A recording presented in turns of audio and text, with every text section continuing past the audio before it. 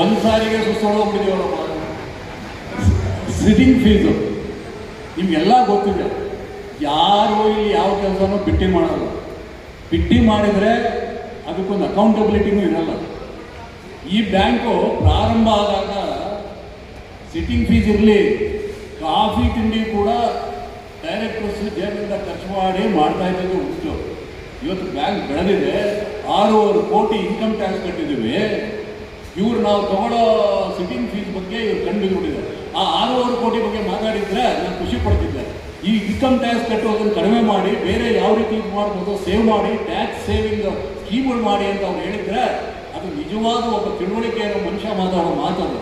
ಅದು ನೋಡಿ ಇಲ್ಲೆಲ್ಲ 6.5 ಕೋಟಿ ಅಲ್ಲಿ ಕೊಟ್ಟಿದ್ದೀವಿ, ಇಲ್ಲ ಅದು 21 ಲಕ್ಷ ಹೋಗಿದ್ರೆ 21. ಆಮೇಲೆ ಇನ್ನೊಂದು ಹೇಳಿದರು, ಮೀಟಿಂಗ್ಗಳು ಇಷ್ಟೊಂದು ಮಾಡ್ಬೇಕು. ಹೌದು ಸ್ವಾಮಿ, 1000 ಕೋಟಿ ವ್ಯವಹಾರ ಮಾಡೋ ಬ್ಯಾಂಕು ಮೀಟಿಂಗ್ಗಳು ಮಾಡಿದ್ರೆ ಒಬ್ಬೊಬ್ಬರೇ ಮಾಡೋಕ್ಕಾಗಲ್ಲ. ಇದು ಒಬ್ಬೊಬ್ಬರೇ ಮಾಡಿಬಿಟ್ರೆ ಅದಕ್ಕೂ ಹೇಳ್ತೀರ ಡಿಕ್ಟೇಟರ್ಶಿಪ್, ನೋ ಡೆಮಾಕ್ರಸಿ.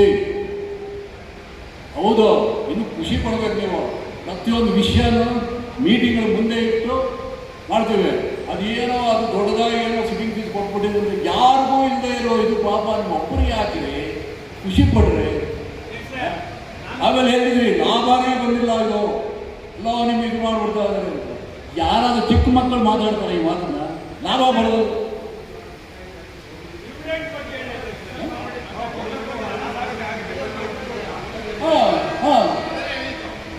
ಹೌದಾ, ಇಲ್ಲಿ ಲಾಭ ಬಂದಿದ್ದರೆ ನಾವು ರಿಸರ್ವ್ ಬ್ಯಾಂಕು ಎಲ್ಲ ಬುಕ್ಕನ್ನು ಇಷ್ಟು ಪ್ರಿಂಟ್ ಮಾಡಿಕೊಂಡು ರಿಸರ್ವ್ ಬ್ಯಾಂಕ್ ಬಿಟ್ಟು ಇದು ಮಾಡೋಕ್ಕೆ ಸಾಧ್ಯನೇ ರೀ? ಶಶಿಧರ ಏನ್ರಿ ಮಾತಾಡ್ತೀರಾ?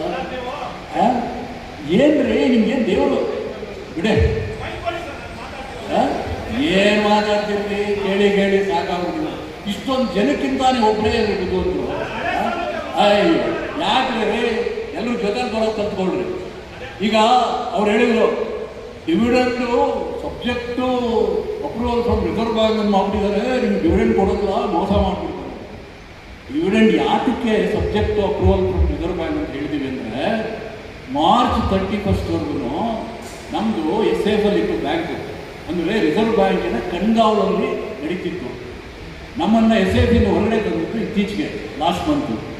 ಆ ಮಾರ್ಚ್ 31 ವ್ಯವಹಾರ ಆದ್ದರಿಂದ ಯಾವುದಕ್ಕೂ ಇರಲಿ ಅಂದ್ಬಿಟ್ಟು ಒಂದು ಅಪ್ರೂವಲ್ ಬರೆದಿದ್ದೀವಿ. ಅಷ್ಟು ಬಿಟ್ಟರೆ ಕೊಟ್ಟರೆ ಅವ್ರು ಏನು ಮಾಡೋಕ್ಕಾಗಲ್ಲ, ರಿಸರ್ವ್ ಬ್ಯಾಂಕ್ ಏನು ಮಾಡೋಕ್ಕಾಗಲ್ಲ. ನಾವು ಡಿವಿಡೆಂಡ್ ಕೊಟ್ಟೇ ಕೊಡ್ತೀವಿ.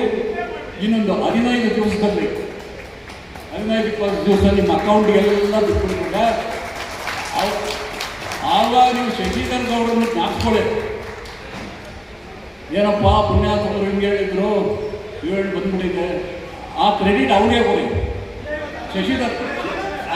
ಶಶಿಧರ್ ಗೌಡರು ಮಾತಾಡಿದ್ದಕ್ಕೆ ಹಾಕಿದ್ರು, ಭಯ ಪಡ್ಕೊಂಡ್ಬಿಟ್ಟು ಅಂತ ಆ ಕ್ರೆಡಿಟ್ ಬೇಕಾದ್ರೆ ಅವರೇ ಕೊಡಿ. ಒಟ್ಟಿನಲ್ಲಿ ನಿಮಗೆ ಅದೇ ಹೇಳಿ 15% ಕೇಳ್ರಿ.